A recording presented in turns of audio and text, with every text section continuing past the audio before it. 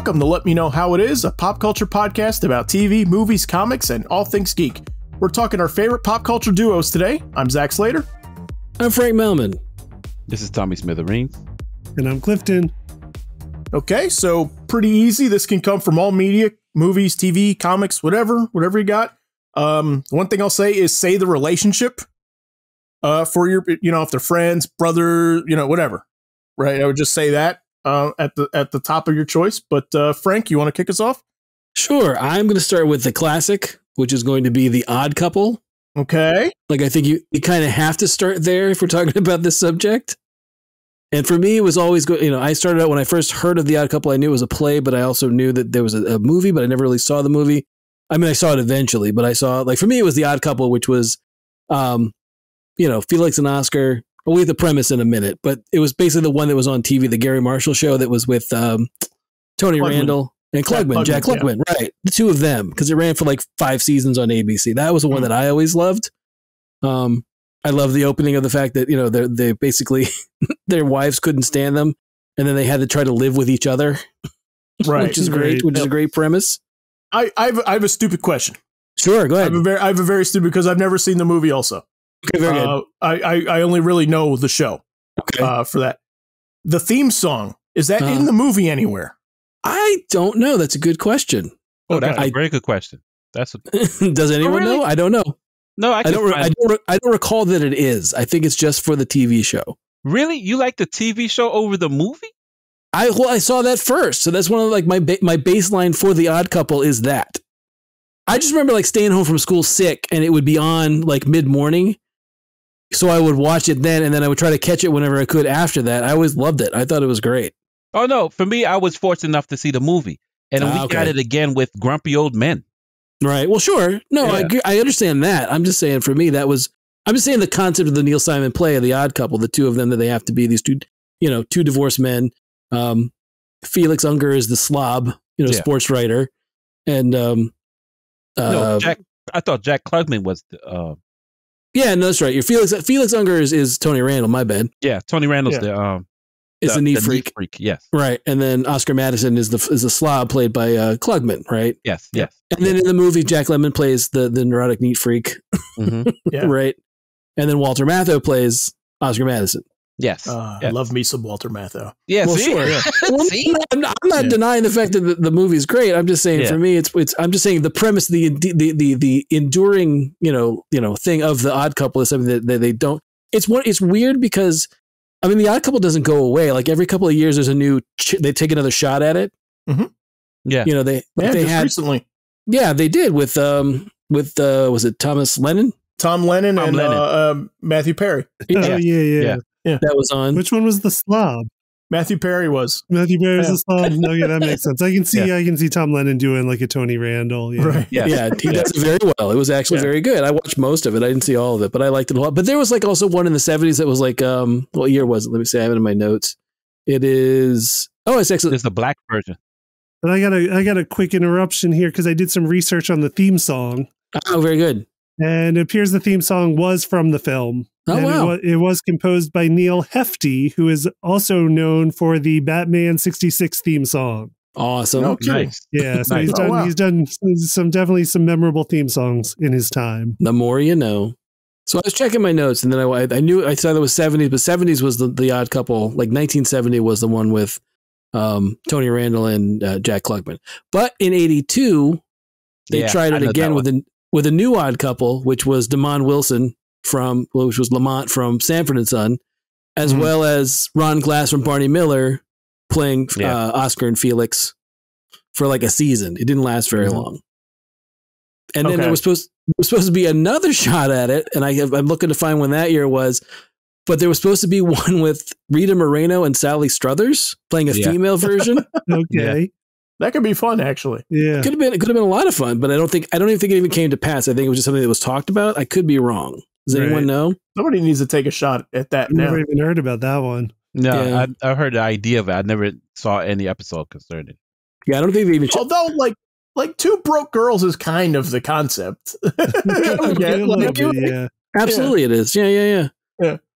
But there was talk of it for like I said, I don't know if they actually shot anything for it, but there was one talk of doing that one. That was one that I heard. And then, like I said, Tom Lennon and Matthew Perry. Well, I think I've talked about this before, like in our personal lives, but I haven't talked about it in an episode. Locally, there was supposed to be a theater production of it. Okay, apparently YouTube has for 1985, there was a theater production of the two of them together. It looks like. Okay. Oh, really? Yeah, they did a Broadway revival of it, doing a gender swap version of The Odd Couple. Okay, nice. But I guess never. But there was supposed to be a local production of The Odd Couple with who was it? Let me see. It's supposed to be Jamie Farr, and then William Christopher, who played Father Mulcahy, were supposed to be playing The Odd Couple locally. And one of the biggest regrets of my life is that I didn't go see it. Oh. Because I think it would have been awesome to see them and The Odd Couple together, much less the fact they were mashed together. Right. But I love The Odd Couple. I like it in basically every form that it's in. I think it works. I think it's a solid, solid pairing of two people that really shouldn't get along and don't get along, but there's something there that keeps them together. Right. So that's where I think we should kick it off. That's why I kicked it off there. Okay, cool. Yeah, and I mean, and Mathau and Lemon have also like Tommy brought up Grumpy Old Men, which, my wife and I were just like watching, whatever, just like ambient TV, and Grumpy Old Men comes on, and she had no idea. She was like, oh, they were The Odd Couple too. And I'm like, yeah, like they kind of had like this weird dynamic of like they fell into these character roles like a bunch of times, like, because it's the same there too, where like Mathau is the schlubby one again in the Grumpy Old Men stuff. And he's Oscar Madison in the original like Neil Simon one. And then there was a weird like Odd Couple 2 came out something like 30 years after the first one. I remember when they did the sequel for that, like in the 90s, I think. Right. Like late 90s. Yeah. I don't think I ever saw that one. I've definitely not seen that. I remember trailers for it and stuff. Yeah. I mean, it was when they were certainly older and stuff like that, but looked good. It's Neil Simon. That doesn't suck ever. No. No, that guy's usually pretty solid. Yeah. Yeah, exactly. in the stuff that he's written, it usually is pretty timeless. So, yeah. I'm curious what everybody else's is going to be for the rest of this episode, because my guess is that like there is probably some reference or some ingredient of The Odd Couple in maybe everybody's probably choices. You know what I mean? Like, oh, sure. It's such a classic, just like opposites playing off of each other thing. And right. Like that's like the base that so many things build off of. Is that dynamic of that counterbalance dynamic, and you get in all the other genres, because like it's a trope that works in pretty much any genre too. Like you can fit that in anywhere, and it's always funny. All right, Tommy, who's yours? Oh, I went for low hanging fruit. Okay. My low hanging fruit was Sherlock and Watson. Okay. We talked about it extensively before, but I couldn't help but bring back to that moment of just how it's almost like sidekicky, but not. It depends on which version you want to push or how you want to play both characters. But that dynamic duo, if you don't see one, you don't see the other. It's almost weird without having the other. But I love Frank reference to The Odd Couple. I didn't even think about that. That's perfect. But to me, it was just the whole thing of the bromance that just lasts no matter what. They just need each other. I mean, they both are great individuals on their own, but just together, they just fit like a puzzle piece. Right? Yeah. And there's an Odd Couple element to them too, especially in the later iterations. Definitely gets played up as well. We talked about it in a previous episode, but like the Downey and Jude Law, like I love that, like he drives him nuts. Like Sherlock drives him absolute crazy. Yeah. Right. Well, he always comes off as one's quirky, the other one's straight, as far as the everyman. You have the everyman with the not everyman, but yet one grounds the other, and one uplifts the other in a peculiar way that you just don't see coming, or at least you do see coming, but it's still gratifying to witness it and to see how they balance each other out, so to speak. Right. Yeah. That's extremely low hanging fruit with that Sherlock and Watson. But yeah, I mean, it is there. It is present in all the different versions because Zach mentioned Jude Law and Tommy's a big fan of Elementary. Mm-hmm. And it was there with Lucy Liu. And I'm drawing a blank on that Sherlock's name. Jonathan Rhys-Meyers, is that him? Not Jonathan Rhys-Meyers. Something Johnny Lee Miller. Johnny Lee Miller, that's correct. Yeah. Johnny Lee Miller, yeah. And then and in the Benedict Cumberbatch Martin Freeman version as well. Yes. Yeah. Like that, Watson is always exasperated by Benedict Cumberbatch's Sherlock. Yeah, they're a fun dynamic, always, I think. And it's hard to imagine them without the other. Right? Mm-hmm. Like either one of those characters, like in a vacuum by itself, I don't know is as interesting at all without the other one to play off of. Yeah, I agree. You know? Yeah. Has anyone ever seen The Return of Sherlock Holmes? It's like mid 80s or late 80s. No, I've not. Where it's Sherlock Holmes is basically I don't remember how he got frozen. Okay. But he's cryogenically frozen, and then he's thawed out like 80 years after the fact by a female descendant of Watson's.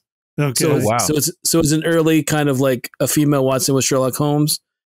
And at first it's kind of this whole like learning curve where he doesn't really like some of this. He makes, does the whole Sherlock Holmes bit, and then it's wrong because he doesn't realize something about the time has changed, or like the setting or the city that they're in has changed. Right. But by the end he's up and running. And I think it was supposed to be like a not quite a backdoor pilot, but back in the day when they would do like a made for TV movie in the hopes that someone would watch it. Right. Kind of like when we talked about Moonlighting, and Moonlighting was first a 2-hour movie, and then they spun it kind of into their own series. Yeah. I don't think it did well enough to make it, but I do remember it as like for like Sherlock Holmes stuff I like. Mm-hmm. That I thought it's interesting that they gave him, like at that time, a female Watson was not like with Lucy Liu. It's not something that we've seen before. So at least that I didn't know of that they had. So, but just the idea of a cryogenic, and I think Moriarty's frozen too. So Moriarty gets thawed, and then they pick back up where they left off, right in London. So are they frozen facing each other? I don't know if it's that. If it's quite like the dinosaurs open.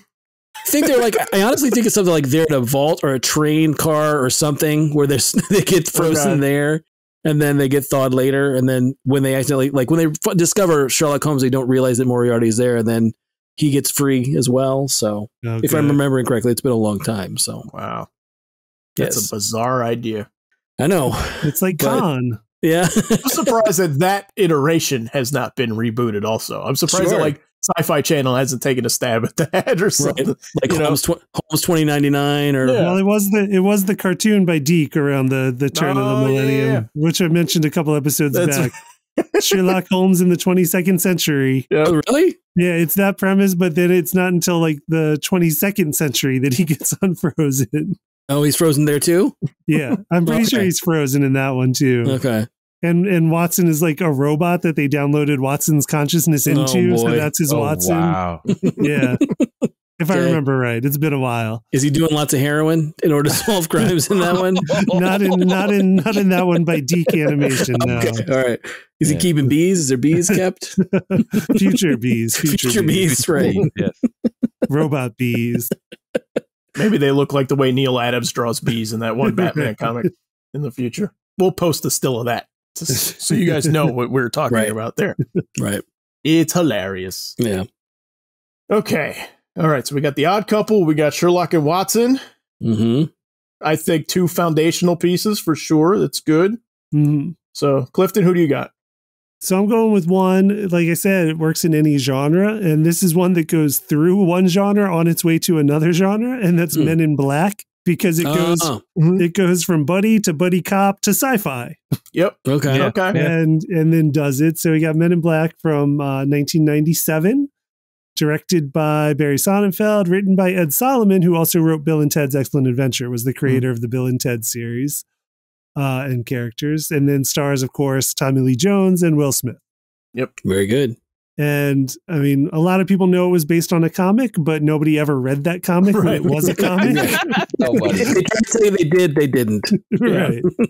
Because it was published by a company called Aircell that was then bought by Malibu, which was later bought by Marvel, but nobody read that comic when it was it was published. No, but it was obviously a great germ of an idea in there that turned into a great movie. So yeah, like there was something good in there to mine stuff out of. I've never read the comic though. But the comic was by creator Lowell Cunningham, I will mention. I've never seen a comic book of it. That's like an original. I've seen based on the Will Smith Tommy Lee Jones version. I've seen that, right? But like I've never seen an original one. No. Yeah, no, I've seen pictures of covers online or like in Wizard magazine back in the day, but I've never seen one in person. This was almost on my list. This is a super fun one. This is again like your clear cut, like, you know, the fun one and the straight man, right? Like playing off of each other. And I remember, this was when I was huge into exclamation point E, watching like the movie trailer shows and behind the scenes stuff. This is how I knew like The Odd Couple 2, because I remember seeing the trailer on E. Talk Soup, or you Talk Soup and stuff. Yeah.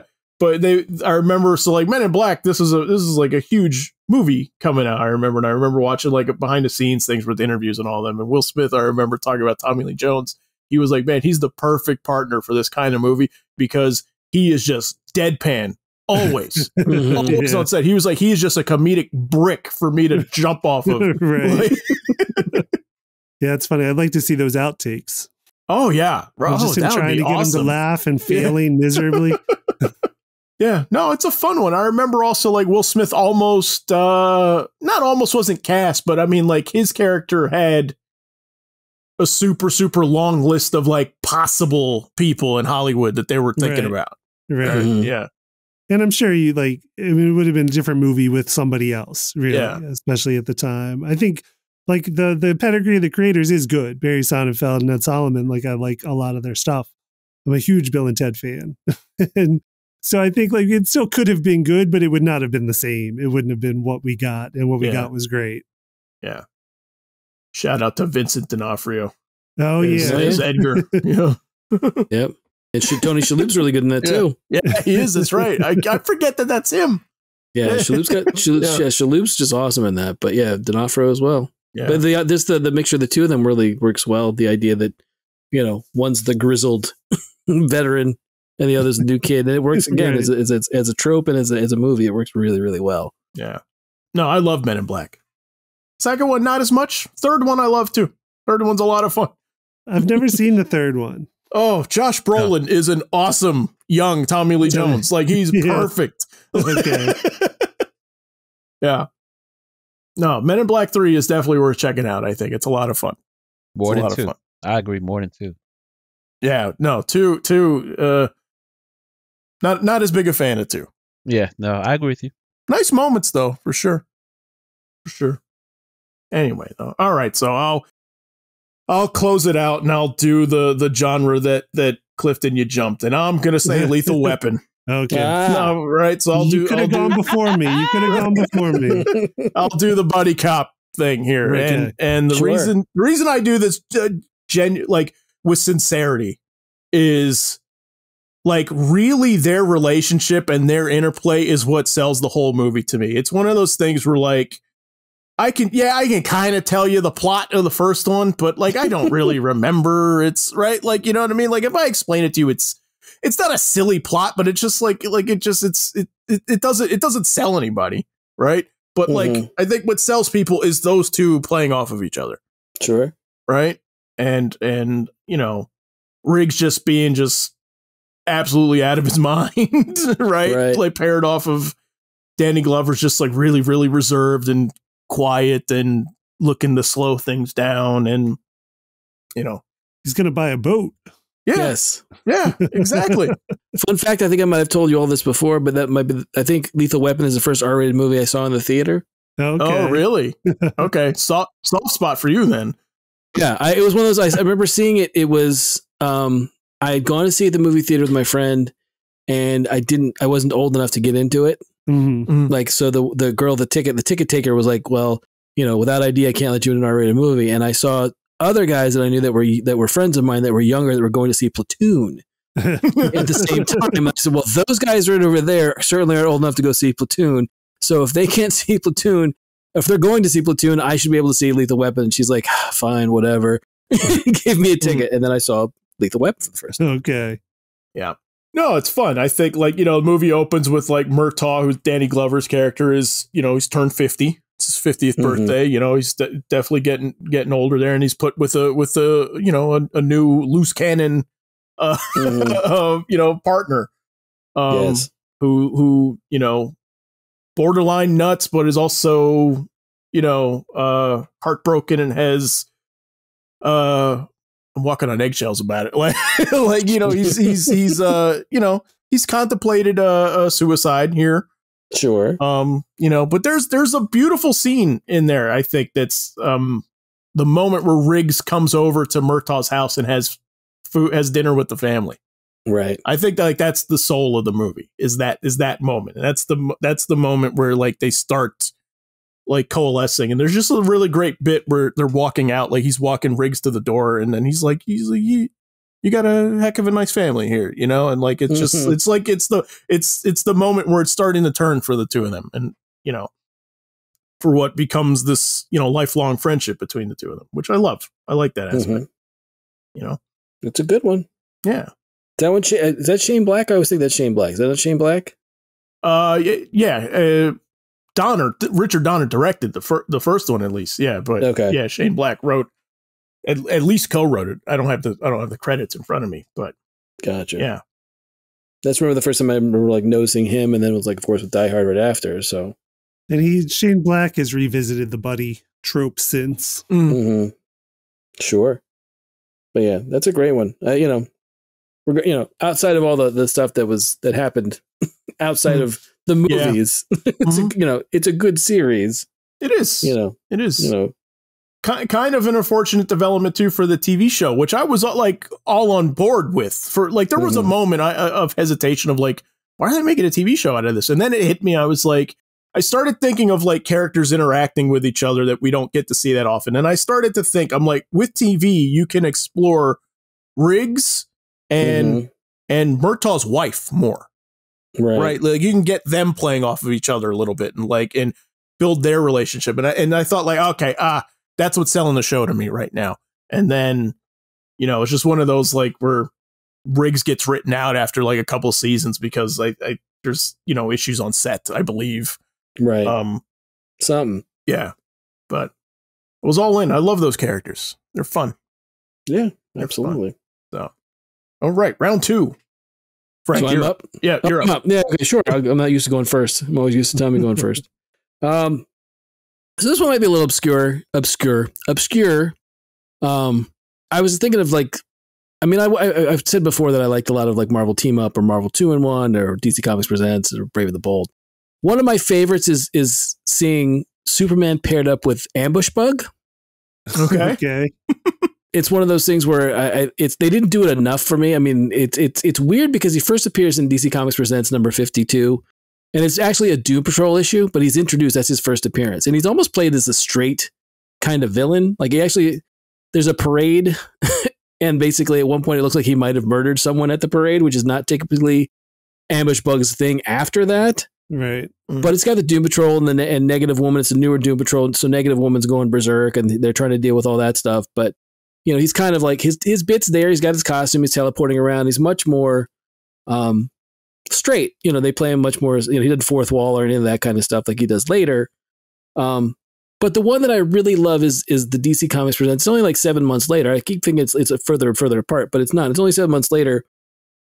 But it's that one is the DC. It's DC Comics Presents number 59, and the Superman and Legion of Substitute Heroes. And basically the premise is.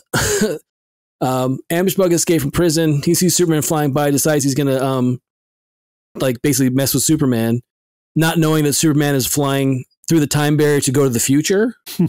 So then it becomes a thing where Superman's like, I've got stuff to do, so he drops him off with the Legion. The Legion's not home, so he has to go to the Legion of Substitute Heroes to give them to them because he needs someone to hold them.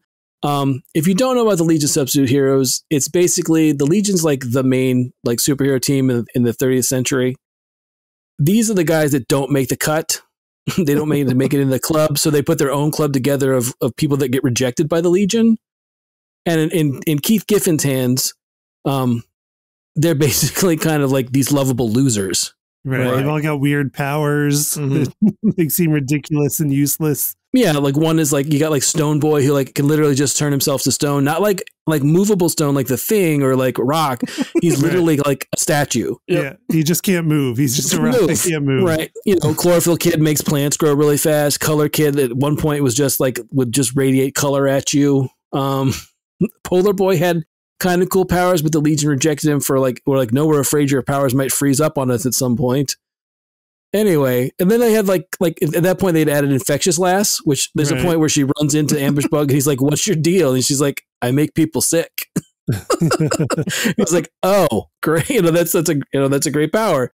But the issue then becomes this whole thing of they can't keep him. They don't have they're afraid to tell Superman that they're excited that Superman needs their help, but they're afraid they're ashamed to tell Superman that their holding cells don't work. So they put Ambush Bug in a fish tank. And he easily escapes, and then it becomes a deal of like we have to stop Ambush Bug from finding out that in the 30th century, like Clark Kent is Superman, and it's common knowledge. Like school children are taught this in throughout the galaxy that this is a thing that everyone knows who he is. Like it's not a secret, but they don't want Ambush Bug to find out. So then it becomes this whole thing of trying to stop him, and then hilarity ensues. But I always like to see the two of them paired just because of the fact that he's not the level of like Mixie trouble, right? But he's more like an annoyance of like, oh God, I got to deal with this guy. But like, he's relatively harmless. But then again, he's definitely a nuisance in this particular issue, far and beyond what he normally is. Interesting pull. Thank you. For sure. Yeah. Thanks. I have read this issue that you're talking about because you've loaned it to me. Right. That's the only reason why I know of its existence. Mm-hmm. But Ambush Bug, he's a delight, especially. Yes, he is. Yeah, especially. I was introduced to him in the Brave and the Bold episode, the finale. Right, he uses right. Ambush Bug, voiced by Henry Winkler, which is awesome. It is so good. It is so good. Yes.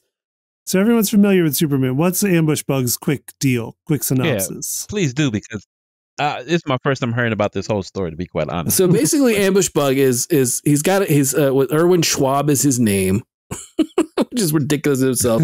He basically has a costume that this ridiculous costume that he has little bugs or gnats in his antenna that come out that basically like he can, as long as they spread out wherever, he can teleport from place to place with the suit.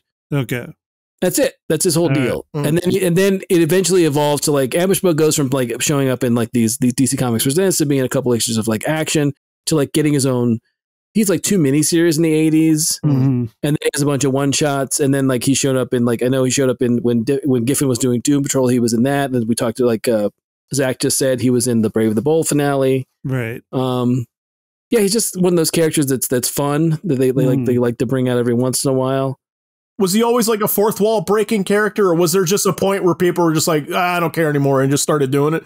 No, it was. Maybe that was my point. I was gonna say it was like long before Deadpool did it.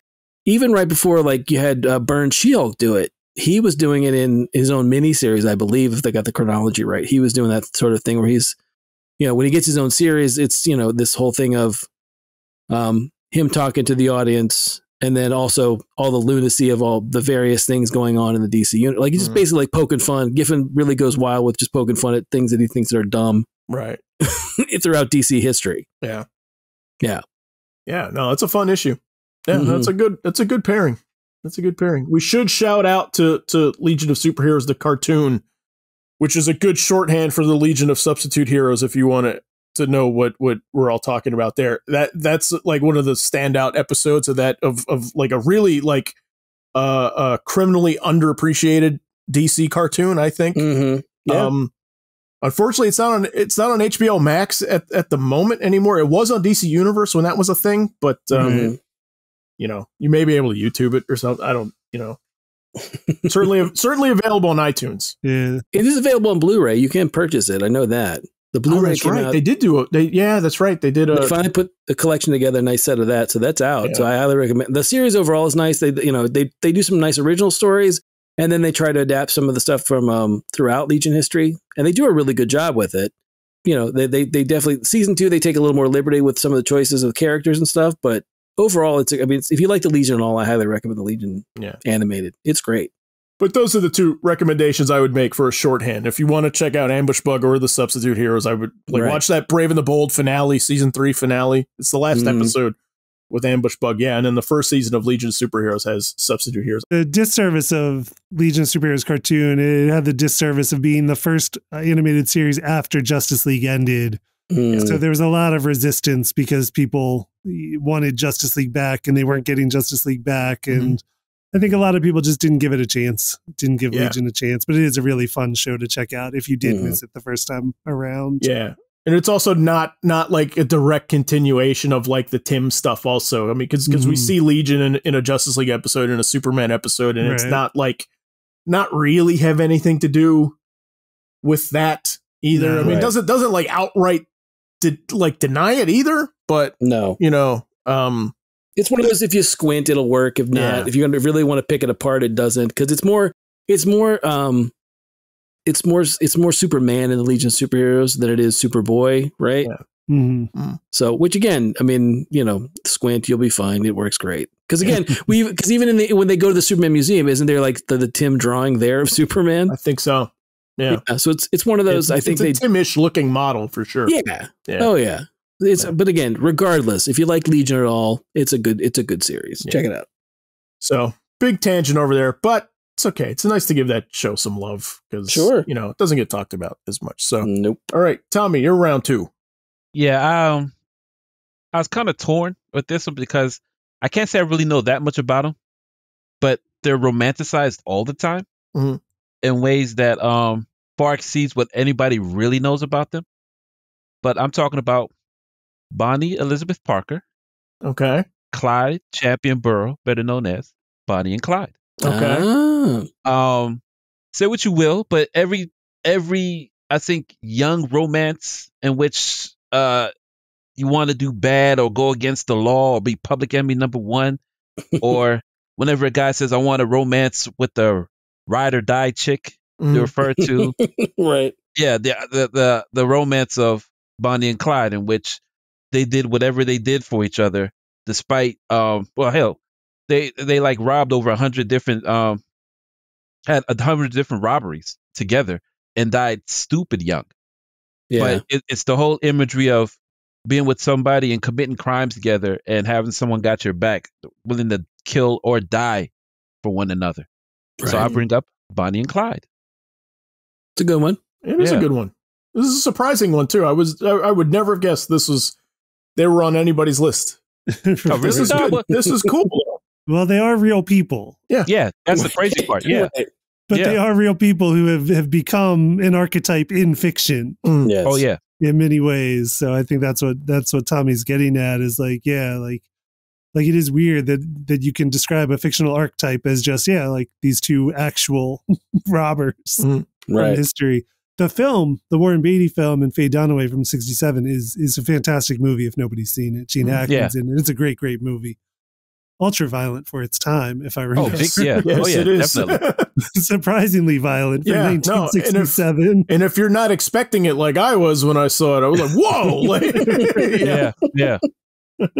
But no, that one definitely came to mind because I was beginning to watch The Highwayman, which kind of depicts that era. I think it was Depression era. Yeah. In which they were taught. What's crazy to me is I always imagined them as Warren Beatty and Faye Dunaway because they were older during that movie, but they were young as hell, man.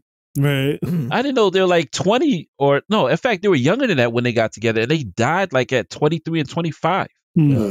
Yeah, which is insane. There's no way I would be able with a chick that's that nut. You're selling me on a TV show though now. You really are. Like you're selling me on like an FX like Bonnie and Clyde show or something. Yeah. But no, it would be great to see how just people against the law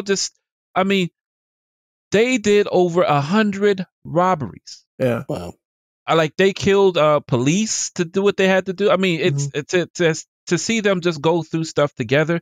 It'd be nothing to watch that stuff in today's TV. Yeah. Just violent as all hell.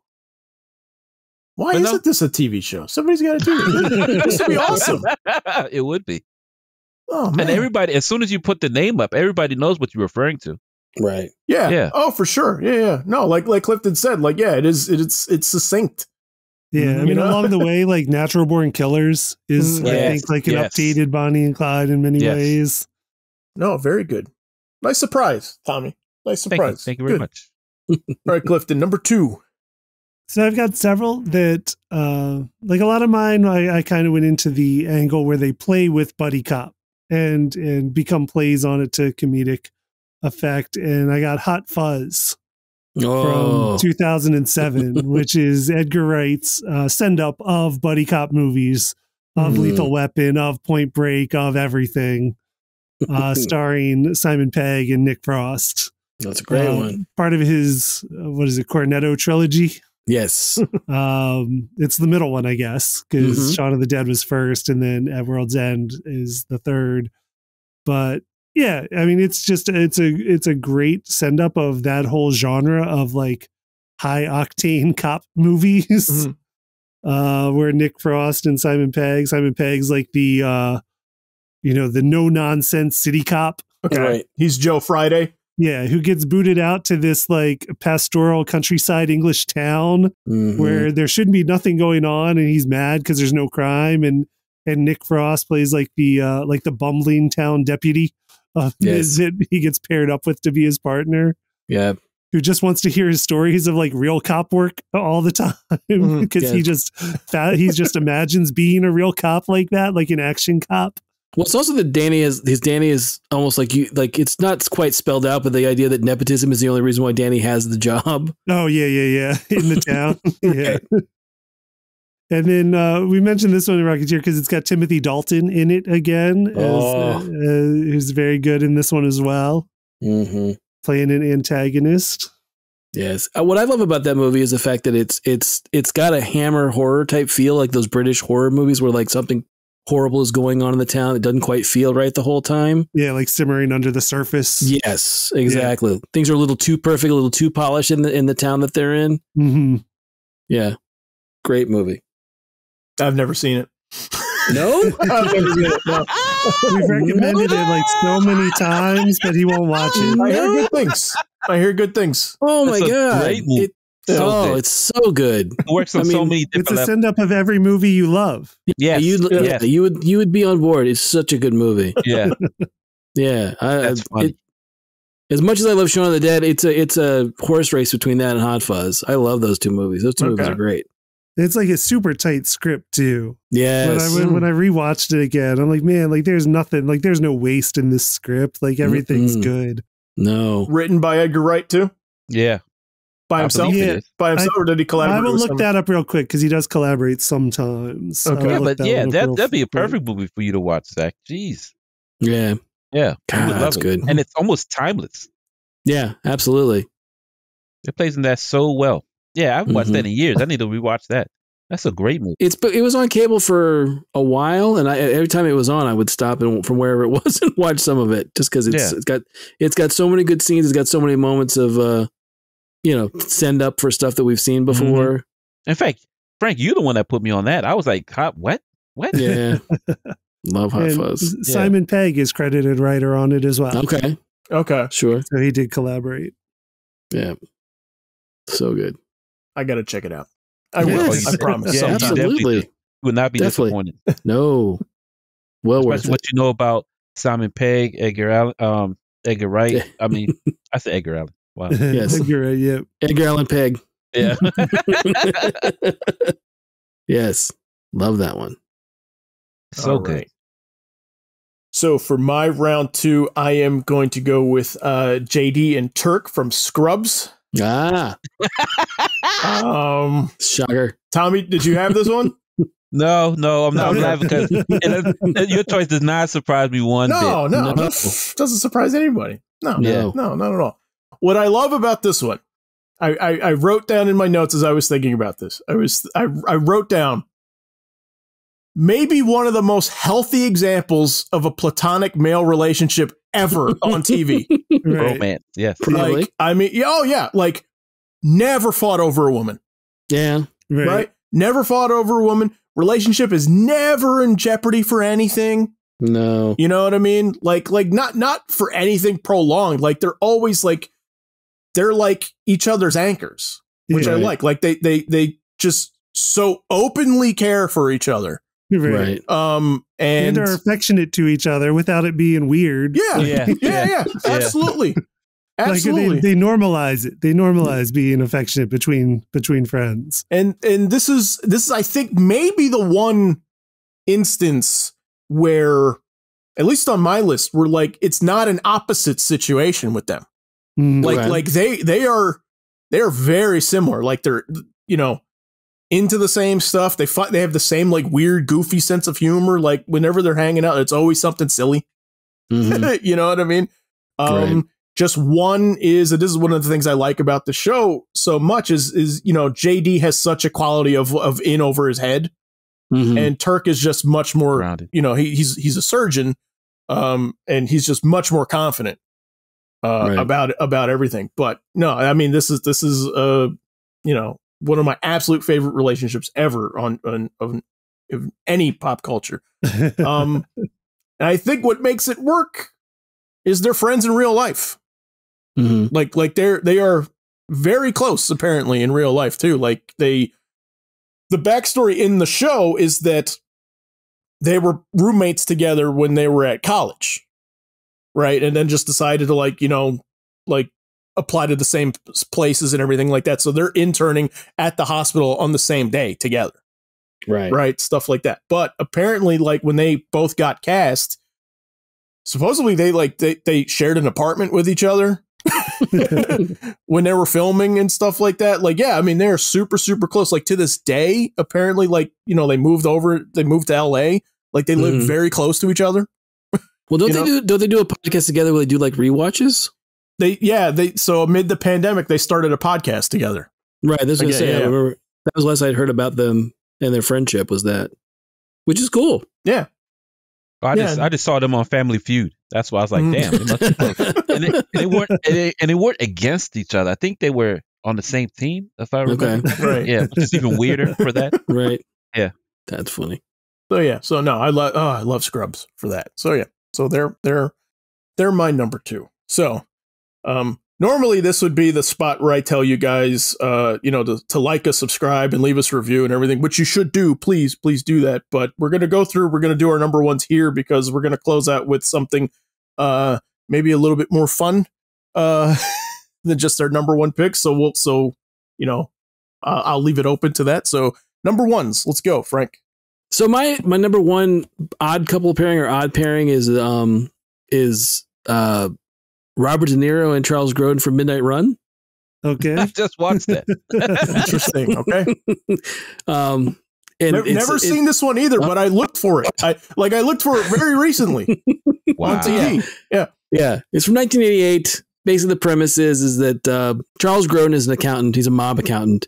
He ran off with he basically jumped bail, right? He basically he's skipped on the bail, and on top of that, he's also embezzled money from the Chicago mob.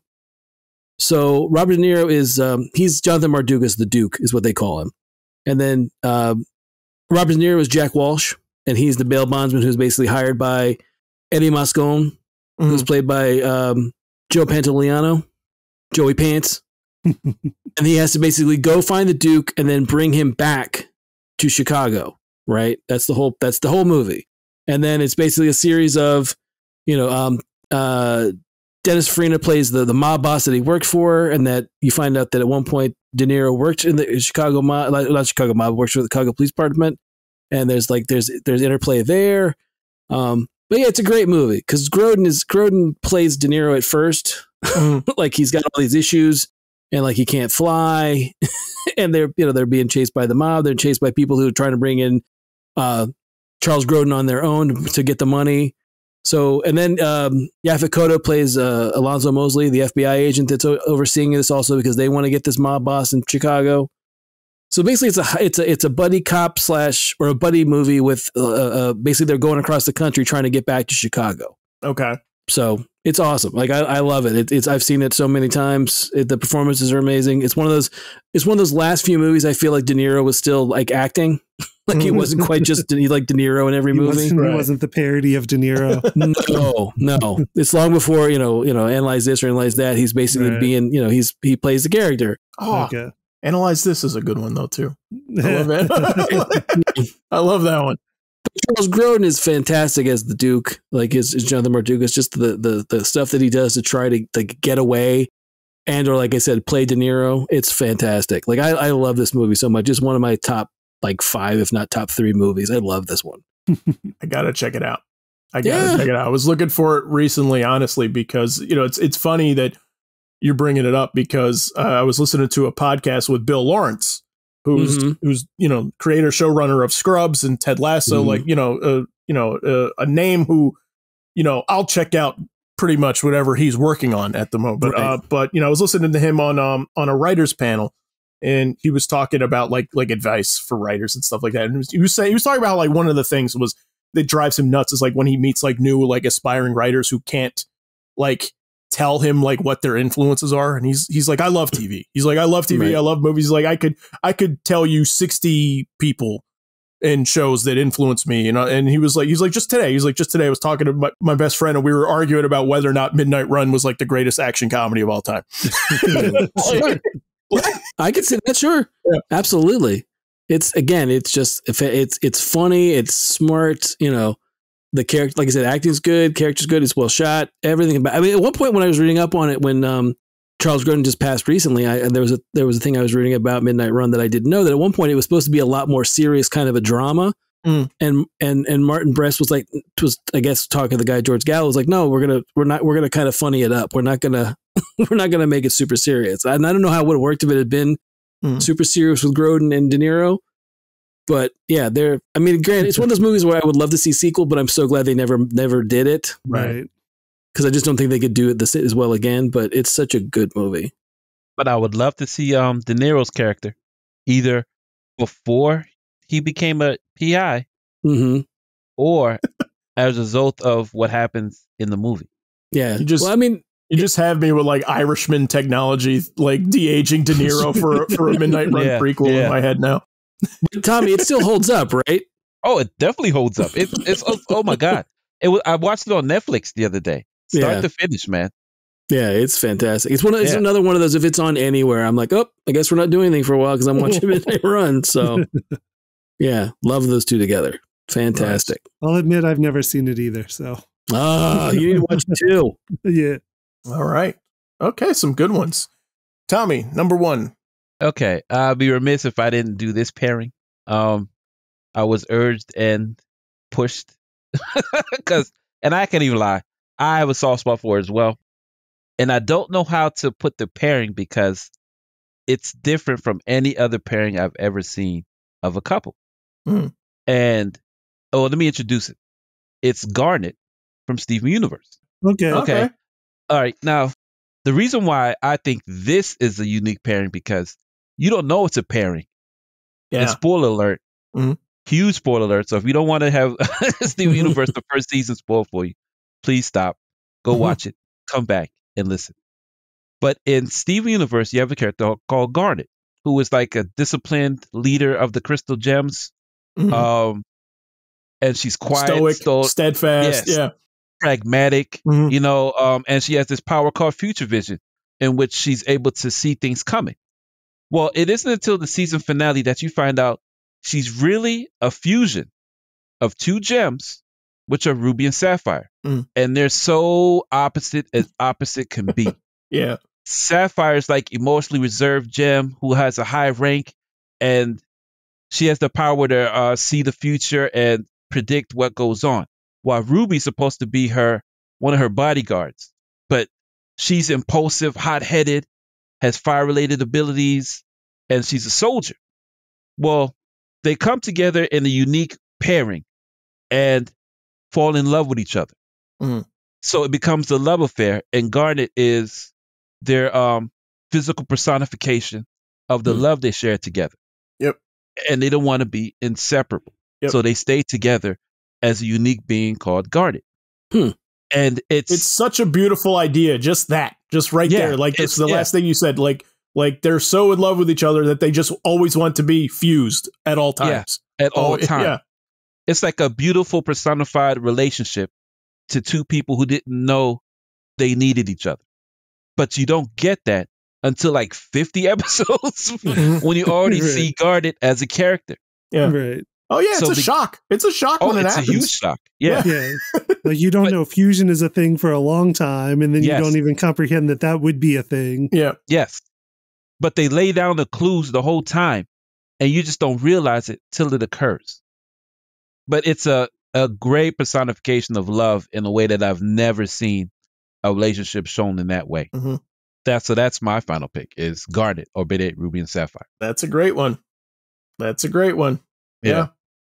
I've never seen that done as far as relationships go, what it does, how they feel, and even they go through their own problems. And even when they argue with one another, it's nice how it's personified and how they deal with one another because they're two distinct personalities that are made to butt heads. Right. But what's nice is how they come together and how when they come to resolve the issue, they're all about the other one in a way that's so loving and understanding and caring, right, and selfless. It's I recommend that show to anybody because it brings up just relationships in a way that are different from the norm. I can't even add to anything that you were saying. You put it so succinctly. What I will say is I mean, not that exact situation, but like their connection, like they're like the strength of that relationship, right? Like from a creative aspect, like enjoying watching that unfold as a viewer happens all the time on that show with like Steven and his dad. And you know what I mean? I mean, just the relationship dynamics in that show are so just it's so fun to watch, and it feels so good to watch. And it just to kind of put some hype out there for it because I freaking love Steven Universe. It's so good. That show does a lot of heavy lifting for a kids show, and it does put it in such a way that's awkward. It's like it's one of those cartoon shows in which the adults know what's going on while the kids are like, oh, this is a fun show. You're like, yeah, it is. But no, but I just love the relationship of Ruby and Sapphire. It's gratifying as a viewer also, because like the show can surprise you in so many ways. Like there's so many episodes that start off one way and then you don't realize that this episode is really going to be about this. Yes. All the time happens with that show. And yet genuinely surprising every time it happens. Yeah. Yeah. And on top of that, to add more to it, in 11 minutes. It's not even a full 20-minute show. It's a quick 11 minutes. Like they don't waste words, imagery. They put it out there, bam, and they're done. Mm-hmm. Yeah. Yeah. Awesome show. Great show. Any last thoughts on it? And I was just going to go back to talking about them individually a little bit. Just what makes the odd couple portion of it is Ruby and Sapphire's distinct personalities. Is Ruby is the one that's impulsive and lives only in the moment and can't see past this moment. So gets frustrated easy, gets angry easy. And Sapphire's always looking to the future. And Sapphire's not living in the moment. And then that's why they need each other. And like you see the faults and like what looks as faults separately becomes strength together. Yep. Yes. Yeah. Yes. Oh, it's so perfect. Yep. No, good one. Good one. Again, I mean, didn't even think about it because like I have to remember. Like I still I mean, there's still like one person in my head sometimes when I think about the show, right? Mm-hmm. But yeah, Garnet's awesome. Garnet is awesome. Great. Yeah. Such a great character. Okay. Clifton, number 1. So I'm going animated as well. Okay. For my number 1. Cool. And revisiting another one that plays off of Buddy Cops. And that is the Disney cartoon Fillmore from 2002. Okay. Nice. Which is unfortunately really hard to come by if you want to watch it. It's not been up on Disney Plus. I've tried to tweet at them to tell them to put it on Disney Plus. It's not there yet. Yeah. It was a Saturday morning cartoon in 2002, ran for 2 seasons on, I guess, ABC back then when there was still Saturday morning cartoons. Was created by Scott Gimple, who was later known for producing Walking Dead and Fear the Walking Dead, among other things. But he did create and develop a Saturday morning cartoon. And the premise of it is that it is a Cornelius Fillmore is the main character's name. He's voiced by Orlando Brown, who was a young actor at the time, most known for playing Eddie on That's So Raven around the same time period. He's 3J on Family Matters. Yes, he's also appeared on Family Matters. And Cornelius Fillmore is a kid with a troubled past who gets recruited into being a safety patrol because he's trying to turn over a new leaf and put his checkered past behind him and do some good in the world. But, a lot of people won't give him the benefit of the doubt, and a lot of his shady past in school troubles catches up with him. And he gets paired up with the, straight shooting by the book safety patrol, whose name is Ingrid Third. She is voiced by Tara Strong, who, from absolutely everything, because she's been voicing a lot of stuff for a long time. Raven, the original Powerpuff Girls bubble, Miss Minutes most recently on Loki. And she's like the more serious by the book safety patrol, but she's also kind of goth because she was like a little bit of a 2000s goth look. But they do the whole show like in the spirit of a 70s buddy cop show. So they've got their commissioner that's like the kid, like the kid a grade ahead of them who's in charge of the patrols. Who's like always coming down on their case. and the principal is kind of like the mayor, is voiced by Wendy Malick, is the principal of the school. Cool. But it was a ton of fun. Like, I loved the show just because, I got all the stuff they were referencing because I grew up on, and I was watching reruns of the 70s shows when I was growing up, but like they filled my daytime afternoons after school. So I knew all the stuff they were referring to. And the first episode involves vandalism, and it plays a little bit like American Vandal that Netflix came out with later. It plays a little bit like that. But there's a graffiti artist who goes by the name Flava Saver, who's like he's like their Hannibal Lecter of the school. Like, you can't trust him with a marker in his hand. Oh man, that scene when they're going to see him is so great. Yeah, in detention or wherever he is. Yeah. When they're like check all your pencils, markers, colored pencils, chapstick, anything. You cannot put anything that leaves a mark. You cannot put into this guy's hands. It's such a fun show. Yeah. It's such a fun show, and everyone involved did great. And I just wish that Disney would make it a little more available. Yeah, it is a real shame it's not on Disney Plus. It needs to be. It needs to be. Fillmore is so much fun. Oh yeah, no, good one. I love our little like weird sidebar of like unappreciated animation in this episode too. Yeah. No, Fillmore is awesome. All right, so my number one. I was gonna say Corey and Sean, obviously, for Boy Meets World, because it's me. But I was afraid that we didn't have enough women on the list, so I'm gonna say Harley and Ivy. Okay, nice. Because this is a relationship that, like, first of all, I love that episode of Batman the Animated Series when they first get paired up together.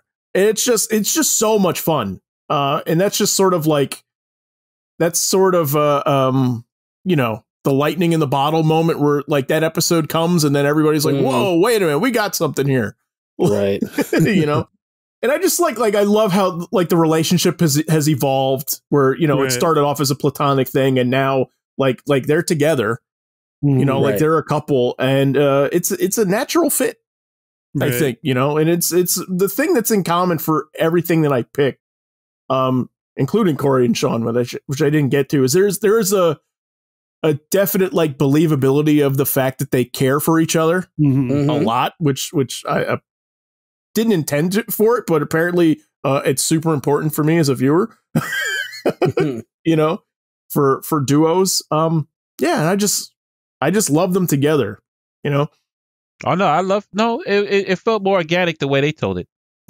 It kind of it kind of gave me, especially how it ended, Thelma and Louise vibes. So it didn't seem foreign how they paired them together as far as how it worked. I like how they structured their relationship. It wasn't a shock. It wasn't forced. Right. It was, you can see how they benefited one another, or didn't listen or listen, but it was give and take. Yeah. So when it comes to that final ending in which they pair them together, it feels more organic than anything that I've seen when they do force characters together because they're a little cute, that type of thing. Yeah, I like that the setup is just kind of happenstance. Like they happen to be like pulling the same job. Right. Like they happen to both be pulling a job at a museum, and their paths cross that way. When Ivy like sets off an alarm and they're both going to get busted, so they need to help each other to get out of it. Right. Well, to me, I feel like it's an organic thing from when you see it in the animated series. Yeah, because there's that one bit with I forget which episode it is, but when Joker goes to use his flower on Ivy, and Harley's like, "Oh my God, Red!" Yeah, no, it's the same episode. Yeah, and she's like, she starts laughing because it's toxic using toxins on poison ivy, but her genuine, sincere fear that she was gonna die, it's where it just gloms together. That and her playing off of it is so great too, where she's laughing and you think it's taking effect that she's just laughing at him because she's like, it doesn't work on me. Yeah. No, it's a good bit. And that stuff, and it's very early. In that episode, that first team up, she's already at that point. Why are you with this guy? He's terrible for you. Yeah. And then they have the holiday episode where they team up together. They're always fun together. And because of that, I love Margot Robbie as Harley Quinn, and it's just there's no character in the DC universe that I want more in the movies than Poison Ivy. Right now. I'm a little stunned, quite frankly, that there's not rumblings anywhere of they're talking to this actress or they're talking to this, nobody, nothing. Right. No, I agree. That's something that I'm really surprised it's not further along, No, nobody's saying anything. I mean, maybe they just, they're content with the animated and they're like, oh, that's cool for now. And then, but I agree with you. There should definitely be, with as good as Margot Robbie is as Harley Quinn, there should be some kind of push for Gotham City Sirens or the two of them, or just Harley and Ivy or something. Yeah. But yeah, we have not gotten that yet. So it's kind of weird. No, we should. And I had read rumors at least that something Margot Robbie really wanted, I believe. Okay. Mm-hmm. But yeah, I'm not sure beyond that. It would be great. I think it would be fantastic to see it. And Margot Robbie is fantastic in all of her appearances she's been in that I've seen her in so far. Mm-hmm. But yeah, just going back to, again, just a germ of each character that I think makes them both work and really play off each other that you wouldn't think of, though, is that Poison Ivy is an absolute crusader. Poison Ivy is on a mission and is determined, dead set on this mission. And Harley Quinn is the exact opposite, where she doesn't have a thought in her head about what she's going to be doing in the future. Yep. She's all about I'm here right now, and this is what I'm doing for fun. Yep. And it is something where both characters, they do benefit each other in that way because both of them have neither of what the other has to offer. Yep. Right. Yeah. No. Like I said, they caught lightning in a bottle there, so run with it. Put it in the movies somewhere. Please. Mm-hmm. Spilled my water. All right, so that's all of our picks now. So we're going to close out and we're going to do something kind of fun where we're going to do like a mashup. So we're going to pick two characters that don't exist in the same show, universe, anything. It just kind of put two characters that we want to see mashed up together. But first, if you like our show, you can check out all of our episodes on YouTube and letmeknowhowitis.com. Just please, however you find us. Don't forget to like, subscribe, and leave us a review. Finally, if you have any ideas for the show, you can send topics our way on Twitter or in the comments. Our Twitter handle is our show's initials, LMKHII. All right, mashup time. Man, that's something else. What's the matter? What'd you have? I had Katara and Zuko. Okay. I know they're in the same universe, so it doesn't... No, that's fine. But the reason why I picked them was because their chemistry together is awesome in the Last Airbender. It is. It's just it's almost more organic for them to be together than them with their partners. Oh, we got a Zutara. We got a Zutara here. Mhm. Yeah, yes. Oh my gosh, the way they go through, they went through lengths for each other. It just it was just missed chances, missed glances. Oh boy, you're not alone. Listen, I will never complain about anything we got in Airbender, but I think I'm a Zutara also. Thank you. I think I am too. Thank you. Yeah, really? I was just gonna say you're all not alone, but the creators are not on your side. No, No, they're not. No, They're not at all. Not at all. But the chemistry, wow. Yeah, I agree. There's something there. There's definitely something. I mean, look, like we're not all just like latching on to nothing. No, Here, right. you know what I mean? Like, yeah. I like her and Aang together a lot too. Like I do think that does make a certain sense. And like it's not to me. It's really not an either or. You know what I mean? Like I'm not disappointed that they're together, but it is also. But I mean, but there's something just so interesting about Katara and Zuko together. And Zuko, Yeah. That's all. Okay, so that works. Yeah, we'll allow it. Go for it. I appreciate it. Yeah. Thank you very much. Frank Clifton, what's your mashup? It's hard. It's so hard. Well, there's so many hard. options. Right. You know? Yes. Right. I know what I want. Okay. And it's not so much opposite, it's just the fact that I always wanted to see the two of them together. I mean, like there's a fair amount of, I'm not sure exactly who does them all, but you like see, you'll see like someone take like the Marvel 2-in-1 with the Thing Mm-hmm. and take him and like put him with like DC characters. Like one of my favorites is like Calvin and Hobbes and Daredevil. Right. And they just put the images together. It looks like they were dancing together, which is amazing. It's so good. So whoever that person is, I don't know if it's a man or woman, but it's amazing. I love that. But no, I would love to see the Thing and the Demon put together in a book. Okay. Mm. Okay. I just think visually, like, you know, someone with a really good Kirby, like Steve Rude or somebody with a really good Kirby sense, right, could do an amazingly awesome, you know, like team up between the two, since we don't really get those cross company crossovers anymore. Yeah. But that was one I always wanted to see, was the Thing and Etrigan. I thought the two of them together in a book, just because Etrigan, I think, would bug him just with the rhyming. Right. You know, because Ben is so grounded and the Demon is just so like whatever, but at the same time, there's the rules to how he does stuff. Mm-hmm. I think it would just be fun to see, you know, and the other thing is you could just go crazy with like your Kirby monster stuff in the background. The two of them fighting a monster would be awesome. Yeah. Yeah. That's what I want. Well, I want the Kirby. I want Kirby stuff all over the place, and then the Thing and Etrigan. That's what I want. No, I like that one. You got me also though, like kind of kicking myself that I didn't say Calvin and Hobbes is one of my favorite duos though. Now when you brought it up, I was like, damn it. Yep. Of course. Honorable mention. Yes. Mention. Ooh, no, that's you may.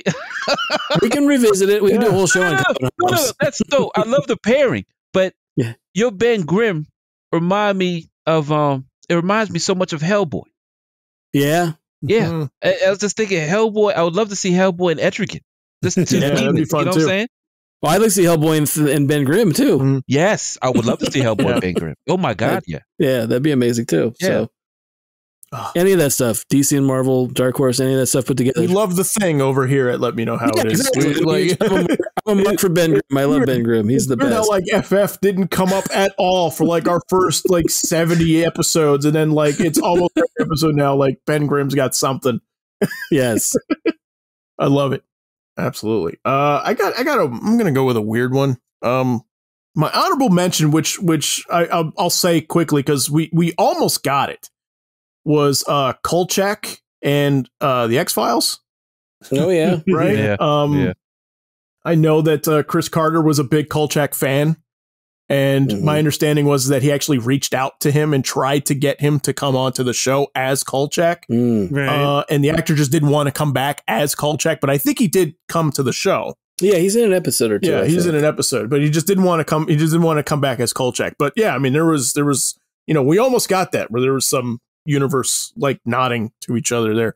That show. So I'm going to go with an even weirder pick. And that's, I would like to see Mike Flaherty, who is Michael J. Fox's character from Spin City, team up with Michael J. Fox's character from Family Ties Alex Keaton. No, yeah. I just like, I want to see, first of all, what it would be like with the two of them in the room. Okay. Just like how those characters would play off of each other. But I want to see them like fighting for something that they both have in common. Like, I don't want to see them like opposing forces on like on either side of an issue. I want them like working for the same thing, which would be fun. And you know, there's a little nod to him in Michael J. Fox's like send off episode of Spin City when he's leaving due to, you know, when he revealed Parkinson's to the world and everything, when he was suffering from Parkinson's. His last episode is, you know, he becomes like a lobbyist or something like that. I forget. And he's going down to like Capitol Hill, and you know, his voiceover is like, you know, just heard about this junior senator, you know, Keaton from Ohio. Yeah. Like, like it's a nice nod. It's great. Yeah, it is a nice nod. So I would love to have seen them together. But yeah, but that's my weird one. All right. So tell us, guys, who your favorite dynamic duos are from all of pop culture on Twitter or in the comments. As always, we'll post links and examples to everything we talk about on letmeknowhowitis.com. Just please remember to like us and follow us on social media. And we will see you guys next week. Thanks for listening.